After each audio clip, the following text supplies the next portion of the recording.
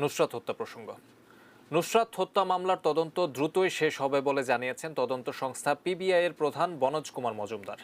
ইতোমধ্যে গ্রেপ্তার 15 আসামির মধ্যে 7 আসামি দোষ স্বীকার করে আদালতে জবানবন্দি দিয়েছে।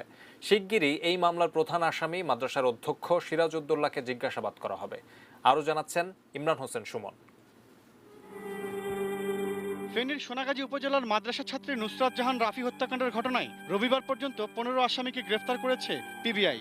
এরই মাঝে হত্যাকাণ্ডে সরাসরি জড়িত উম্মে সুলতানা পপি, কামরুন নাহার মনি, শাহাদাত হোসেন শামীম, হাফেজ আব্দুল কাদের, জাভেদ হোসেন সহ 7 জন স্বীকারোক্তিমূলক জবানবন্দি দিয়েছেন আদালতে। যৌক্তিক সময়ের মধ্যেই এই খুনের ঘটনার তদন্ত শেষ করা হবে জানিয়ে পিবিআইয়ের ডিআইজি বনোজ কুমার মজুমদার জানিয়েছেন, খুনের রহস্য উদ্ঘাটন করা হয়েছে। আরও যাদের জড়িত থাকার তথ্য পাওয়া যাবে সবাইকেই আইনের আওতায় আনা হবে।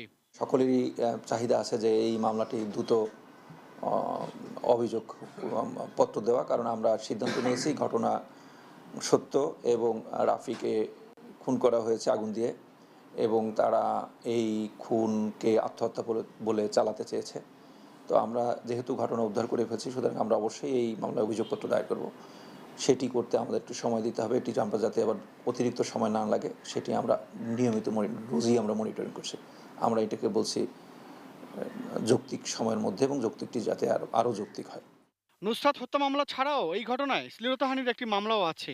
সেই মামলার তদন্তও করবে পিবিআই। এছাড়া সোনাগাজী থানার সাবেক ওসির বিরুদ্ধে ডিজিটাল নিরাপত্তা আইনের মামলার দায়িত্বও পেয়েছে পিবিআই। ওসির বিরুদ্ধে যে অভিযোগটি আমি দেখেছি সেটি অত্যন্ত গুরুতর, এবং আমরা বলেছি যে এই মামলায়, এবং আমাদের আইজিপি স্যারও নির্দেশ দিয়েছেন, এই মামলার সর্বোচ্চ পিবিআইয়ের যে সুনাম আছে সেই সুনাম ক্ষুণ্ণ করা যাবে না। আমরা কাউকেই দেখব না, ব্যক্তির দায় ব্যক্তি নেবে, কি করছেন না করছেন। আমরা একদম সর্বোচ্চ নিরপেক্ষ তদন্ত করব। নিরপেক্ষ তদন্তের আমরা যা পাই আমরা কোর্টকে জানাবো, কোর্ট সিদ্ধান্ত নেবে। সকল আসামি গ্রেপ্তার করে আইনের আওতায় নিয়ে আসার সঙ্গে সঙ্গে নুসরাতের বাবা মা, ভাই ও অন্যান্য সাক্ষীদের সাক্ষীও গ্রহণ করার কথা জানান এই কর্মকর্তা।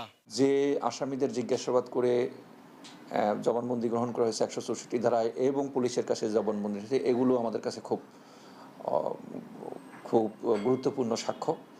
আমরা এই সাক্ষ্য অ্যানালাইসিস করার পরে পুলিশের কাছে যেটুকু তথ্য স্বীকার করেছে এবং বিজ্ঞ আদালতে যেটুকু স্বীকার করেছে, এই সব মিলিয়ে আমরা ঠিক করব কাকে কাকে সাক্ষী নেওয়া হবে, কতটুকু সাক্ষী নেওয়া হবে, কখন সাক্ষী শুরু করব এবং কি কি সাক্ষীর দরকার।